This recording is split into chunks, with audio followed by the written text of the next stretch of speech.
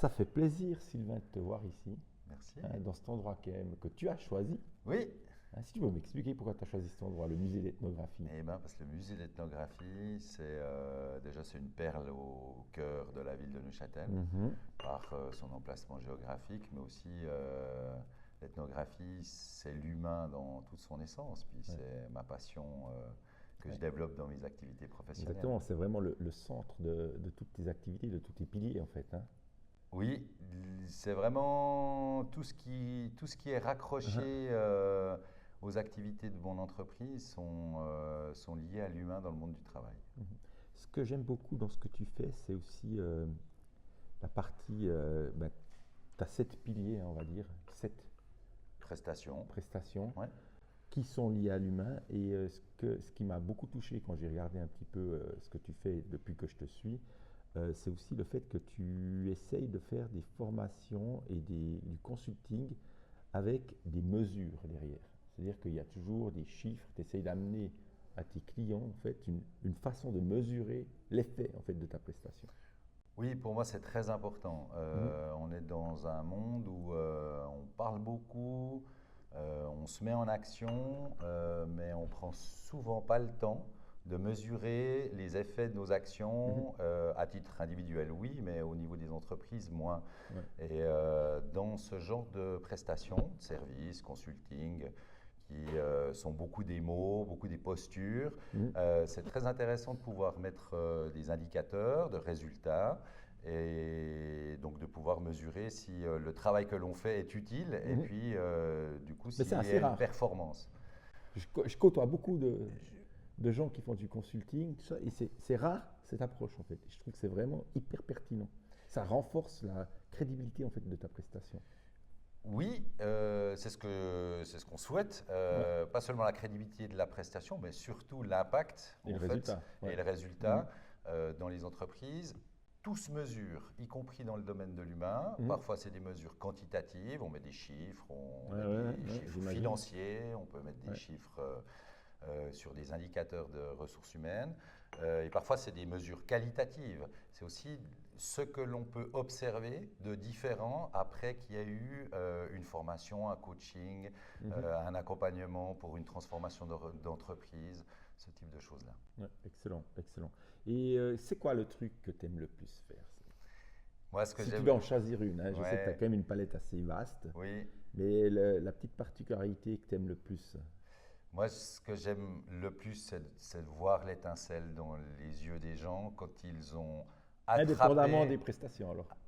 Alors, c'est lié aux prestations, mais je Ouais. vais pouvoir citer l'une ou l'autre prestation. Uh-huh. Mais disons, c'est vraiment cette étincelle dans les yeux des gens quand ils ont capté qu'il y a un élément qui leur était encore inconnu Mhm, et mhm. qui sont un peu un révélateur. Alors, ça peut être dans des prestations de self-leadership, on a un parcours de self-leadership. Ouais. Ça peut être dans des prestations dans le change management, quand une entreprise elle est un peu en crise ou qu'elle a besoin de changer Et en plus, quelque c'est des chose. phases compliquées hein, ça, à gérer hein, aussi.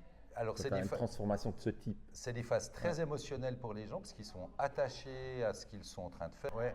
Par exemple, dans la zone de confort, le changement, quand tu as une certaine zone de confort, c'est quand même compliqué des fois pour certaines personnes. Oui, alors la zone de confort, c'est un des éléments, mais on ne résiste pas en tant qu'humain parce qu'on veut rester dans sa zone de confort. Mhm. La résistance ou le besoin d'être accompagné dans les changements, elle est surtout liée au sens, à la capacité de pouvoir se projeter dans Mhm. un nouvel environnement ou dans de nouvelles tâches. Ouais. Et ça, c'est donc une des particularités que tu essaies de trouver, c'est justement cette petite étincelle chez les gens quand tu fais une transformation, où tu avais dit la self-leadership, après tu as la transformation d'entreprise, Oui, en termes de réorganisation, et réorganisation. puis des conseils stratégiques jusqu'au niveau du conseil Ouais, j'ai d'administration. vu cette touche conseil d'administration. Donc tu fais quoi? Tu accompagnes le board à prendre des décisions ou à comment les postures aussi, par exemple? Oui, alors dans les conseils Mhm. d'administration, les profils RH, on Ouais. peut dire, existent peu, voire souvent pas. Déjà, je me suis formé moi-même comme administrateur indépendant, donc c'est aussi une activité que je fais pour moi-même Tu d'être sais de quoi tu parles, administrateur. tu sais de quoi tu parles puisque Oui, tu l'as été. Ouais. et puis c'est aussi une expérience que j'ai. Mais c'est l'accompagnement de la gestion de l'humain au niveau stratégique du conseil d'administration. Ça débute par identifier les risques humains, parce que ça fait partie de la gestion des risques du conseil d'administration, mais aussi se poser les questions, quel est l'environnement et quelles sont les bonnes conditions stratégiques pour que cet humain performe au sein de l'entreprise. Ouais. Et j'entends par performance non pas le fait qu'on presse les gens comme des citrons, mais qu'on les mette dans les meilleures conditions possibles pour qu'ils puissent donner le meilleur d'eux-mêmes. Il y a quelque chose, Sylvain, que tu m'as parlé aussi, que j'aime beaucoup, c'est la transmission en fait, des compétences. C'est-à-dire que tu as parlé aussi que vous êtes une agence de consulting qui se veut un peu passagère, Oui. tout en, bien sûr, ayant d'autres mandats dans l'entreprise. Mais ce n'est pas un mandat qui reste le même et puis qui reste figé. C'est-à-dire que vous allez transmettre votre savoir aux collaborateurs en peut-être identifiant lesquels peuvent aussi continuer dans la compétence. Et ça, je trouve super intéressant. C'est-à-dire que vous n'êtes pas là pour vous dire, on reste absolument dans l'entreprise. On veut plutôt transmettre le savoir. Et ça, c'est assez intéressant. Oui, pour nous, c'est vraiment important. La valeur ajoutée que l'on amène sur le moment où, avec nos clients, sur le moment où on est chez le client, elle n'a qu'un temps. Mais ensuite, lorsque l'on termine les mandats, le mandat ou les mandats spécifiques, par exemple, spécifiques, ça peut débuter d'un recrutement via un assessment, puis ensuite un coaching pour la prise de fonction de la personne, c'est un exemple. C'est important que la valeur reste dans l'entreprise, donc on prend vraiment soin avec nos clients de transmettre et de s'assurer qu'ils vont pouvoir garder cette compétence. J'aime beaucoup ça, à l'intérieur. Ouais, parce que souvent, on pourrait avoir la tendance de se dire, si je donne, il faut que je sois absolument important pour mon client, tu vois, pour qu'il vienne tout le temps sonner chez moi. Et vous faites une approche différente. De toute façon, si tu fais une belle prestation et que ton client est satisfait, il y aura bien d'autres sujets. Vous avez une palette tellement large en plus de compétences que ce n'est pas vraiment important de travailler que sur une, en fait.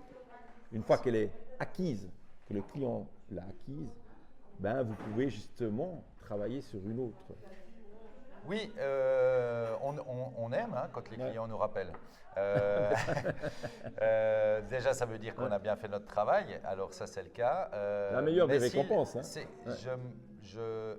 J'auto-évalue aussi les prestations d'entreprise B Stratégie à travers le fait que s'ils rappellent pour d'autres prestations, là il y a de la valeur et c'est intéressant par rapport à ce qu'on veut faire. Si par contre ils rappellent pour la même prestation, pour la même personne, il y a quelque chose, alors qu'on avait décidé que c'était OK, il y a quelque chose qui n'a pas pu se faire. Dans le domaine des comportements humains ou de l'humain dans le monde du travail, tout ne dépend pas de moi ou respectivement des consultants de B Stratégie. Évidemment, chacun fait sa part, mais ça veut dire qu'on aurait loupé quelque chose et ça, c'est aussi un indicateur. Donc pour nous, c'est vraiment important. Agir sur la valeur et les problématiques que les entreprises elles ont et ensuite transmettre la compétence pour que l'entreprise puisse grandir et puis on parle de self-leadership dans une de nos prestations. Si on le met à l'étage de l'entreprise, on pourrait parler de l'autonomie de l'entreprise par rapport aussi aux compétences externes dont elle a besoin. Mais les choses vont vite, on parle d'un monde VUCA, volatile, incertain, complexe, ambigu, c'est le monde dans lequel on est, tout nous le rappelle dans le quotidien des informations. Donc on a besoin à certains moments de compétences qu'on n'a pas, ou de regards différents que ceux qu'on peut avoir dans l'entreprise. Mais ensuite, les choses ont bougé, et donc on a besoin d'autres regards, ça peut être d'autres consultants, ça peut être surtout des compétences internes qui ont grandi et des conseils qui permettent à l'entreprise de se dire durablement comment j'inclus les compétences dont j'ai besoin demain. J'ai fait une petite série au niveau LinkedIn sur le rapport du WEF, le Job Report 2025. qui décrit les compétences nécessaires en 2025 Intéressant. et en Donc, tu 2030. fais aussi une veille, en fait, pour voir aussi les nouvelles méthodologies ou les nouvelles compétences nécessaires dans un monde qui va vite. Oui, Donc ça, c'est aussi la problématique, mais ça, c'est intéressant que tu apportes aussi cette veille pour tes clients.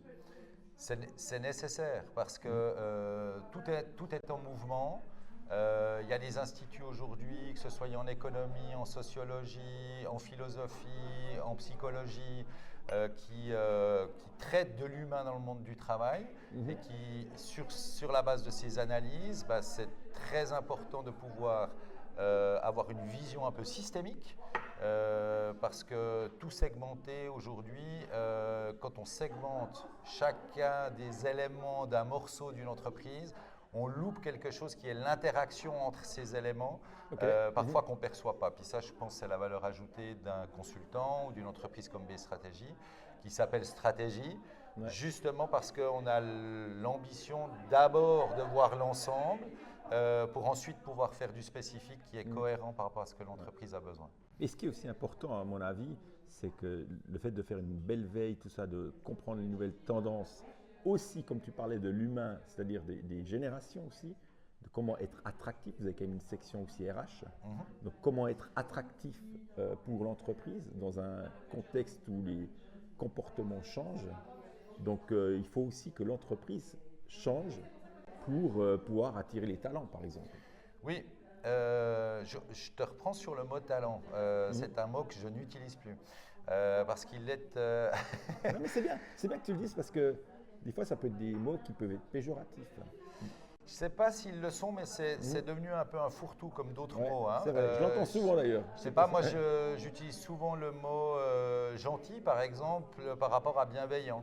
Parce que bienveillant, c'est devenu un fourre-tout. Gentil, c'est un mot un peu obsolète. Ouais, mais il est intéressant. Mais c'est quelque chose qui compte pour moi. Et je pense que dans les relations, dans la mise en relation, il y a cette notion de vouloir être bien soi-même, mais que l'autre le soit aussi pour donner le meilleur de lui-même. Donc on en revient sur la performance, dans le donner le meilleur de lui-même. Oui, mais ça rejoint le fait d'être attractif. Pour pouvoir amener ça, on sait que le comportement a un petit peu changé, c'est-à-dire qu'il y a quand même beaucoup de personnes qui mettent quand même une valeur importante dans leur vie, plus qu'à l'époque où on était travail. Oui. Donc les entreprises doivent le comprendre et toi tu apportes aussi le côté gentil, j'aime beaucoup parce que ça fait un lien sur l'humain. Disons plutôt que ça fait un lien sur la façon d'être pour qu'on puisse être attractif aussi en tant qu'entreprise. Parce que si on a ce côté un peu requin ou qu'on ne prend pas soin de ses collaborateurs, je pense que la personne qui veut ou qui va peut-être potentiellement être engagée, elle va peut-être le sentir. Donc c'est un comportement aussi, une attitude, une posture. Alors je vais te parler du marketing RH, puisqu'on parle de marketing RH quand on parle d'attractivité des entreprises. De marque employeur, d'employee branding. Exactement. Alors, ce que j'observe, et de mon expérience aussi comme directeur des ressources humaines ou directeur général d'entreprise que j'ai dirigé, c'est que le décalage potentiel entre ce que l'on met en avant comme image, marketing, employer branding, et ce que les gens vivent, s'il devait y avoir un décalage, et malheureusement je le constate assez régulièrement, on attire des personnes qui ont des compétences ou des types de comportements qu'on souhaite avoir, mais si on n'arrive pas à leur faire vivre, à être cohérent dans le quotidien professionnel, ça crée plus de problématiques. On a attiré quelqu'un, on a attiré plusieurs personnes, et ensuite cette personne part, cette personne se démobilise sur les éléments. Donc avec mes clients, je travaille plutôt le fond culturellement de ce qui se fait dans l'entreprise. Donc comment on installe une culture améliorer ce sentiment d'appartenance qui est souhaité, sentiment d'appartenance et cohérence entre le discours et l'action. Qu'on donne quand on… Et oui, quand la personne elle arrive. Et ça peut se faire sur cette culture d'entreprise, ça se fait autant sur les conditions de travail. Donc là, on peut parler très concrètement, on parle souvent de télétravail, des questions salariales, mais aujourd'hui, on peut presque plus privilégier le temps que des augmentations salariales, le temps disponible, la flexibilité du temps disponible pour les collaborateurs, la fameuse semaine de 4 jours, je dis fameuse parce qu'on en parle, mais là, il y a plusieurs entreprises, y compris dans le domaine construction et industriel, puisqu'on se disait c'est réservé au service. Non, ce n'est pas réservé au service, on arrive vraiment à organiser une entreprise et ça fait une vraie différence. Mais du coup, il n'y a pas tellement besoin d'insister sur l'employer branding, je veux dire en termes de marketing extérieur. Ça se sait, parce que ça se sait dans les réseaux, et les gens ils disent « Ah, cette entreprise, elle fait ça, je veux aller travailler là-bas. » C'est important parce que je trouve que justement, ça donne du sens en fait. C'est pas du bullshit, c'est pas du blabla.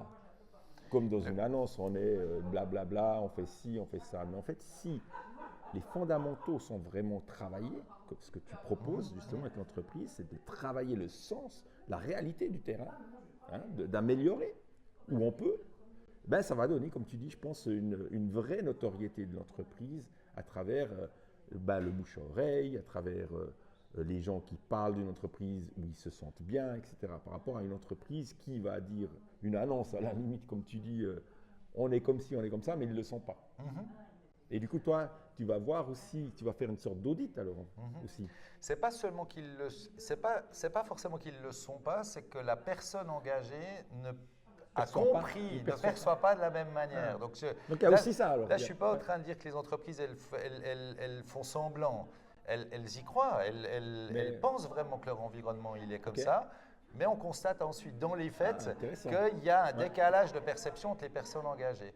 Et là, il y a tout un tas de techniques au niveau du recrutement et dans le onboarding qui permettent de s'assurer qu'il y a bien un connecteur exactement entre la personne engagée ou les personnes engagées. Puis ça se travaille aussi à l'interne parce que chacun des collaborateurs s'appropriant son espace de travail, quel est le fil rouge et j'invite vraiment les entreprises à se poser la question et à s'assurer que le fil rouge, il existe au sein de l'entreprise. Ça super. Je te raconte une anecdote qui est un peu dans le domaine, mais un conseil d'administration m'invite pour discuter pour une question de savoir s'il allait donner un mandat à moi ou à d'autres, pour la stratégie des ressources humaines de son entreprise. Et puis, il m'explique un peu de quoi il en retourne cette entreprise. Je m'étais renseigné évidemment avant d'aller les voir. Et la personne, elle me pose la question toute go, qu'est-ce que tu proposes? Qu'est-ce que vous proposez? Et ma réponse est quasiment toujours la même dans un premier temps. Non pas que chaque entreprise n'a pas des besoins spécifiques, mais c'est celle de dire il y a besoin de relations, il faut s'assurer que les personnes soient en relation pour le travail collaboratif, pour la performance collective, pour l'intelligence collective, pour tu sais que j'aime beaucoup ça. Pour le fait, oui, je sais, mais c'est pas pour toi que je le dis, mais je te le dis aussi. Pour le fait que les personnes, elles s'adressent pour elles-mêmes. Tu parlais du sens avant. Ça, c'est une des questions centrales aujourd'hui. Est-ce que c'est à l'entreprise de donner du sens aux collaborateurs ou de mettre à disposition un cadre de travail et un environnement avec des conditions de travail qui permettent à chacun des collaborateurs de trouver son sens et de le partager. Et la mise en relation, le fait d'être en relation est 90% du temps une réponse adéquate pour la performance, pour l'engagement des collaborateurs au sein de l'entreprise et des collaboratrices. Je ne fais pas de langage épicène, mais en l'occurrence, je viens de le faire, mais évidemment, il s'agit des hommes et des femmes dans les entreprises. Excellent. Ouais, Sylvain, il y a aussi la partie leadership que tu travailles aussi beaucoup, toujours lié à l'humain, bien sûr. Et il y a un label qui te tient à cœur, c'est le label Self-Leadership, qui vient de Genève, c'est juste. Oui, alors ce label, il a été développé dans l'Université de Genève. Dans l'Université de Genève, c'est un parcours qui est déployé dans le cadre du IMBA de l'Université de Genève. Super intéressant. Et qui a donné lieu à une entreprise qui s'appelle Entreprise Self-Leadership Lab.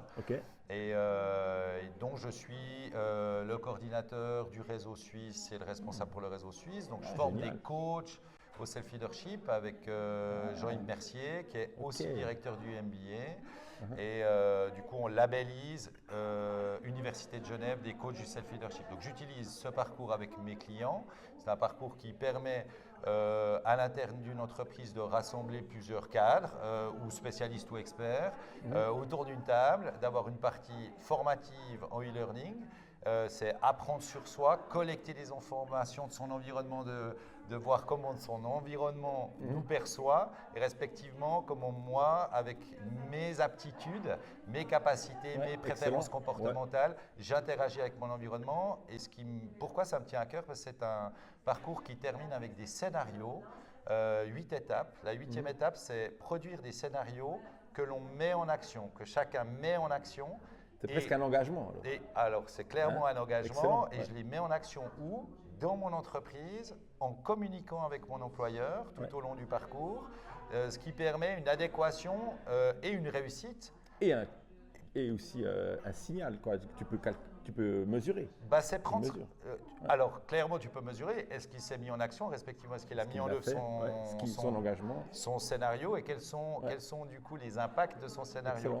Et le self-leadership, c'est vraiment l'élément qui repose sur je suis responsable de ce qui m'arrive, même si l'environnement évidemment a une grande influence, mais de ce que je fais de ce qui m'arrive et je prends ma place dans l'entreprise. Et donc, pour prendre sa place, il faut communiquer, il faut interagir avec son environnement. Excellent.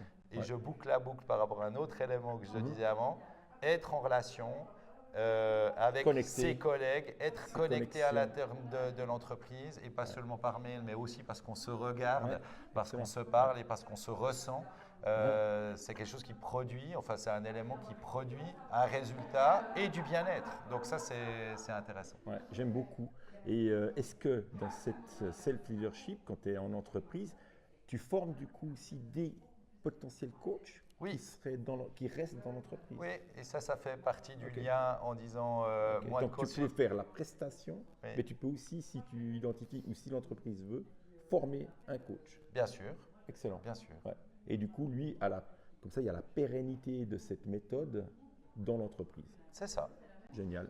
Comme ça, on a des leaders qui sont alignés, qui ont une conscience de l'humain, des connexions humaines, en fait, de travailler sur ça, en fait, des postures différentes qu'un leader, entre guillemets, conventionnel, si on veut, qui a des méthodes peut-être un peu moins novatrices, on peut dire, ou pas vraiment. Oui, il y a une très grande diversité. Et puis quand on parle de leader, on parle souvent de manager. Puis leader, c'est plutôt une posture. C'est celle d'emmener. C'est moins une fonction. C'est ça, souvent, quand on se trompe, souvent. Ça fait partie des mots un peu tiroirs dans lesquels on a mis tout un tas de choses dans leader, mais je n'ai pas vu encore d'annonce en disant le nom de fonction, c'est leader. C'est pas vrai, il en existe quelques-unes, mais c'est vraiment un détail. Par contre, on est manager, mais on est quel type de manager? On est quel type de responsable et de chef d'équipe? On est quel type de directeur? C'est pas parce que, tu me dis si je me trompe, c'est pas parce qu'on n'a peut-être pas cette leadership qu'on n'est pas un bon manager. Ça n'a rien à voir. Alors, exactement, ça n'a rien à voir. Ça, c'est important. Parce qu'il faut être adéquat au contexte. Ouais. Et on a besoin de mixité. On ne peut pas avoir que des personnes qui inspirent, qui qui font suivre les équipes, etc. On a besoin de contrôle dans les entreprises. On a besoin de systématique. On a besoin de systématique dans les processus et les procédures. Parce que ça fait aussi du sens, parce que les personnes, elles peuvent s'identifier et identifier, de savoir si le travail qu'elles font, c'est bien le travail qu'on attend d'elles. Et alors, il y a bien sûr les questions de feedback, les cultures de feedback, mais donner la possibilité aux gens de s'auto-évaluer, ça c'est quelque chose d'essentiel dans les entreprises. Excellent, ouais, superbe approche. Bistratégie, ton slogan, il y a le mot humain qui est important, comme on en a parlé déjà aussi avant. Oui, le slogan c'est intelligence humaine, B-stratégie intelligence humaine. Alors j'ai fait un bout en anglais parce que je fais aussi des prestations internationales, mais l'intelligence humaine c'était le clin d'œil par rapport à l'intelligence artificielle. Et c'est pas pour les opposer. Qui devient encore plus important maintenant. Oui, alors tout le monde en parle et beaucoup de gens le font. Beaucoup d'entreprises y viennent et se posent vraiment cette question de comment on associe l'intelligence humaine avec l'intelligence artificielle. Certains ne se posent pas la question, ils disent l'intelligence artificielle va remplacer l'intelligence humaine. La peur. L'intelligence humaine, c'est pas seulement le cognitif, évidemment c'est important, mais c'est aussi comment on interagit, les questions d'émotion, et ces éléments-là, ben, c'est aussi des facteurs de valeur et de performance de l'entreprise. Donc moi, je ne les confronte pas, je les associe, et donc… Tu essaies de trouver les valeurs ajoutées en fait de chacun, de chaque… Oui, jusqu'à l'accompagnement de projets, de systèmes d'information. Non avec pas une intégration de l'IA. Avec l'intégration de l'IA, parce que je m'y suis beaucoup intéressé, je suis un peu passionné aussi de cette IA, que j'utilise personnellement souvent, et dont j'ai aussi des projets d'inclure l'IA en termes pour compléter le conseil, pour être encore plus adéquat, encore plus profond comme ça dans le conseil qui peut être donné. Et donc je pense qu'il ne faut pas les confronter, il faut les associer. Et puis du coup, on quitte la peur, on comprend comme humain quelle est notre valeur ajoutée par rapport à cette IA ou ces IA qui arrivent, puisqu'il y en a de multiples. Oui, absolument, excellent. Donc ça, c'est une prestation que tu fais aussi, donc intégration de l'intelligence artificielle dans une entreprise, tout en gardant justement cette intelligence humaine. Essentiel. Essentiel, oui.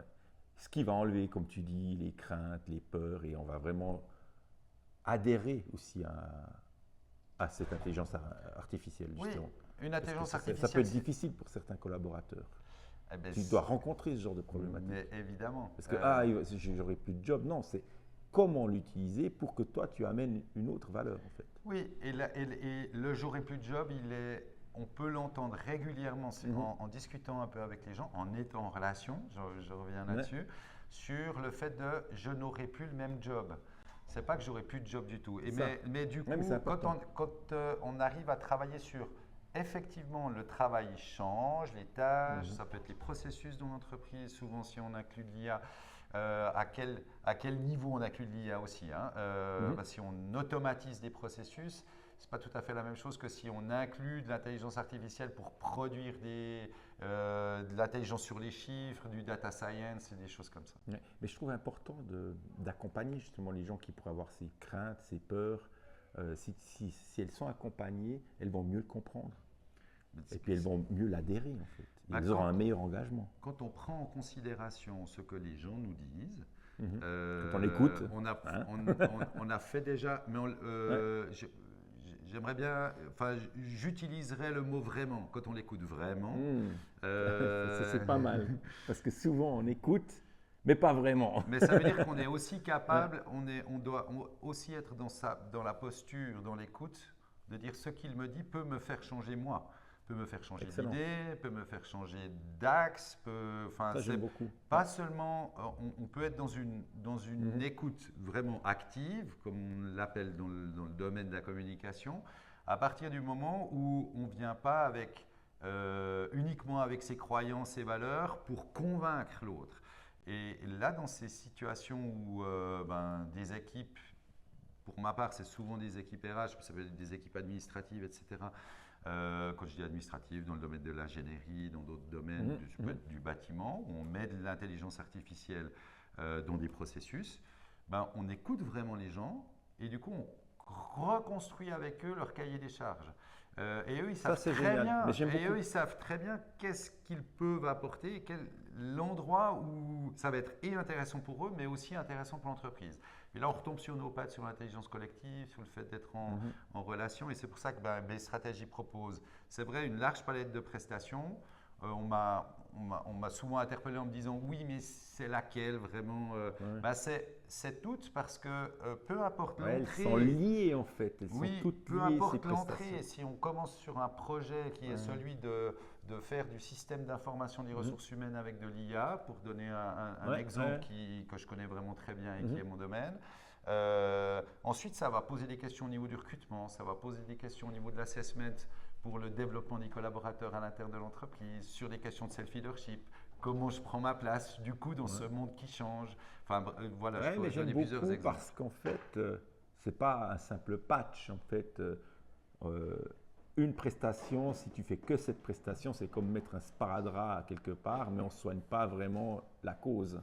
Et le fait, j'ai l'impression que si tu travailles toujours avec le même sens et la même vision, en fait, tu rentres dans n'importe quel axe, tu vas soigner cet axe, mais tu vas soigner aussi tout l'organisme. C'est juste. Et ça, j'aime beaucoup, tu vois. C'est pas je soigne que ça, et puis après débrouille-toi. Mais si tout le reste est boiteux, ou boiteux, ne fonctionne pas dans la même vision, ben, tu vas peut-être soigner un petit moment, mais pas à long terme. On en revient aux questions de cohérence.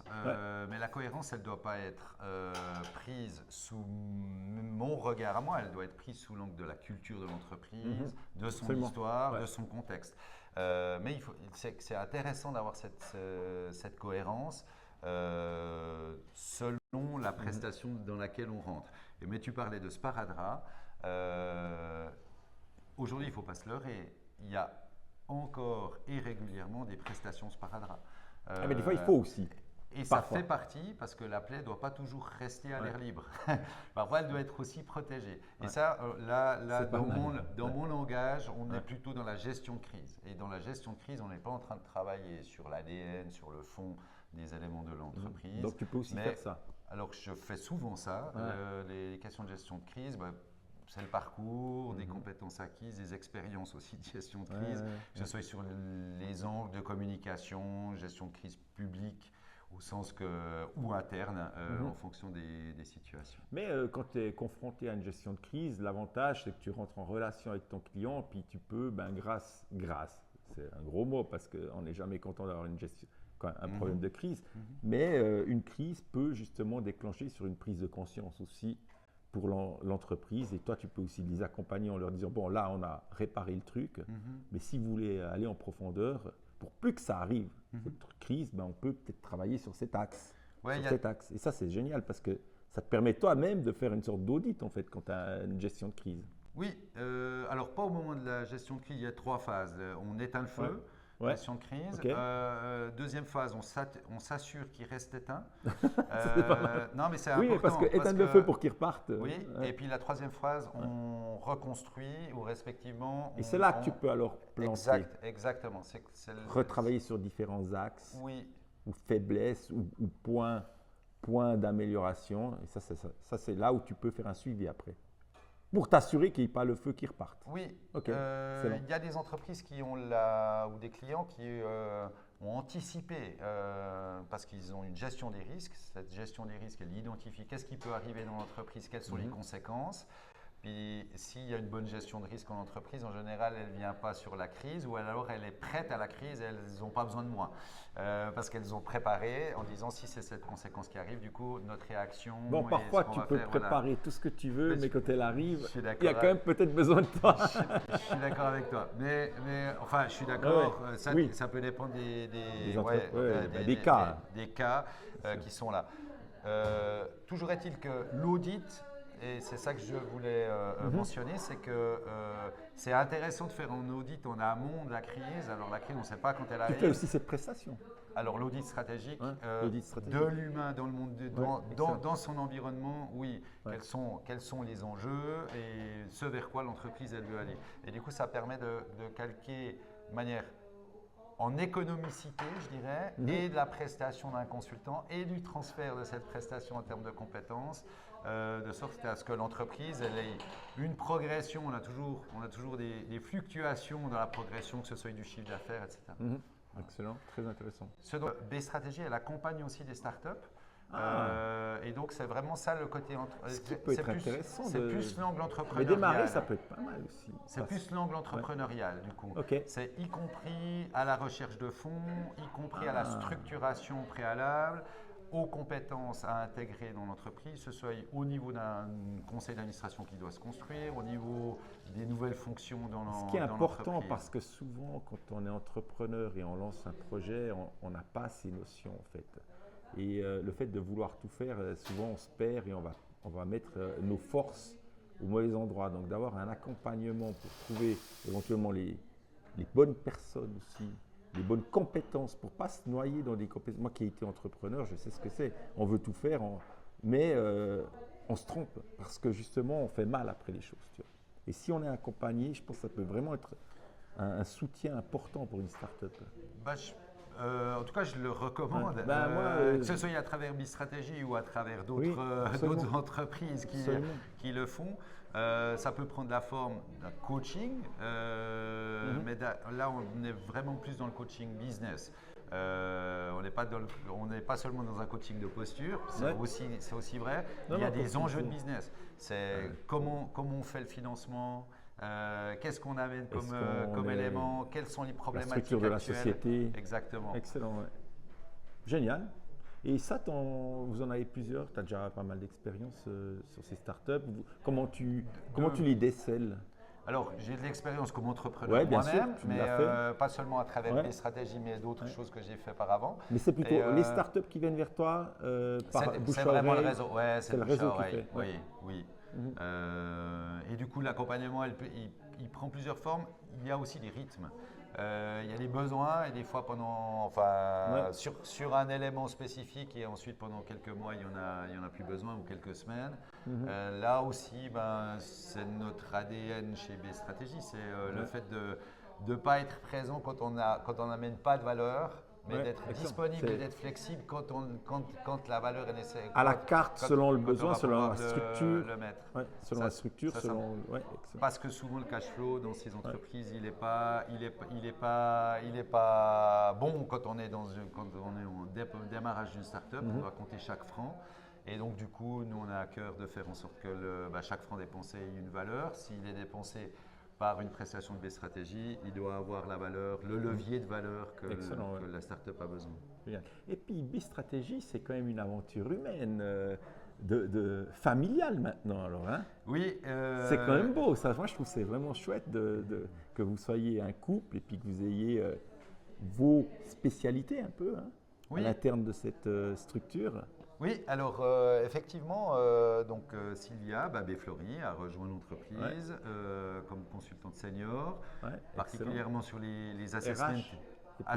assessment coaching et self-leadership, puisqu'elle Ah, est aussi. coach aussi Ouais, du self-leadership. ok. Mhm.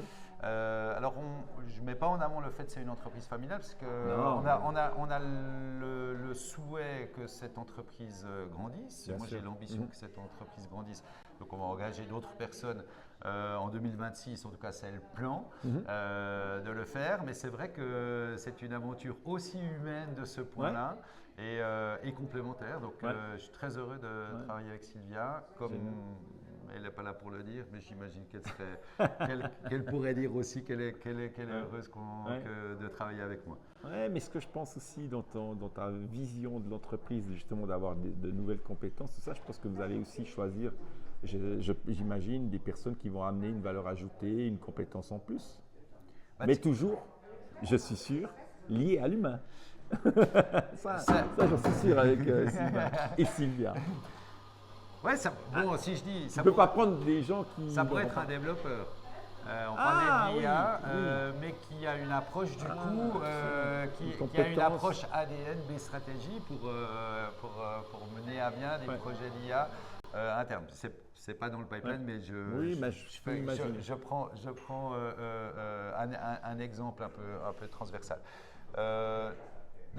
On va s'appliquer à nous-mêmes, en tout cas, on va s'appliquer à nous-mêmes ce que l'on fait avec nos clients.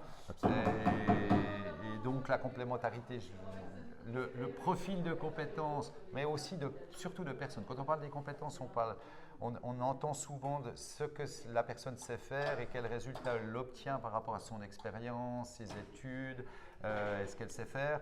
Il faut vraiment mettre les questions comportementales, comment la personne elle est, quelles sont ses valeurs, quelles sont ses implications, quels sont ses moteurs de motivation. Ces connexions et ça s'identifie lors d'un recrutement, ça s'identifie déjà en amont d'un recrutement. Il faut aussi que l'entreprise elle ait pu identifier quels sont ses besoins, y compris sur ces dimensions-là.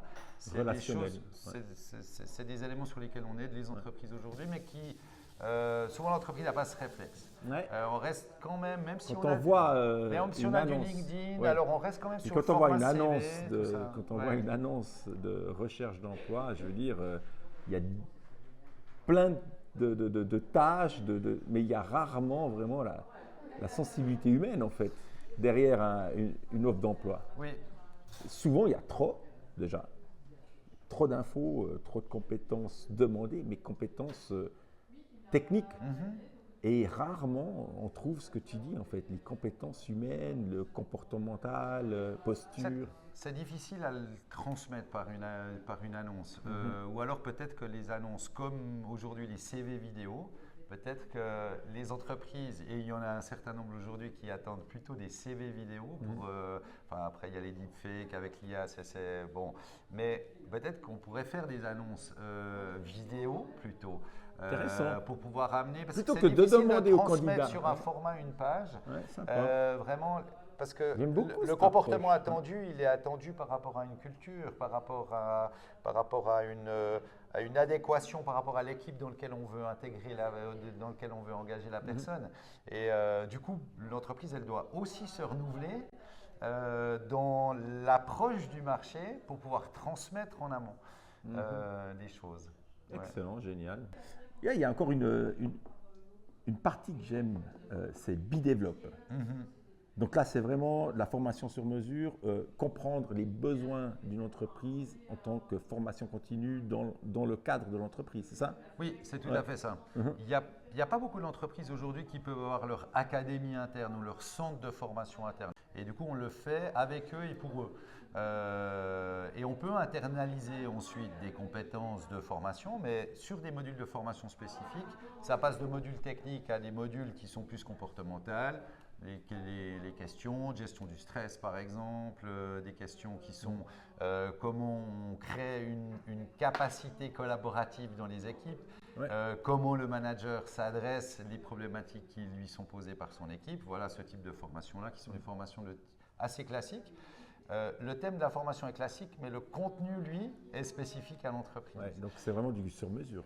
C'est du sur-mesure. Ouais, par rapport à la complexité de l'entreprise ou du besoin, en fait.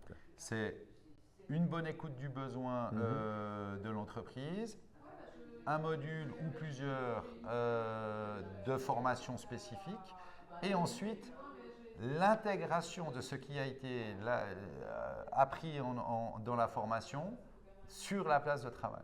Et donc une formation, pour moi, elle se termine toujours par l'identification et l'évaluation sur la place de travail de ce qui a été vu en formation. On ne s'arrête pas à la salle de cours.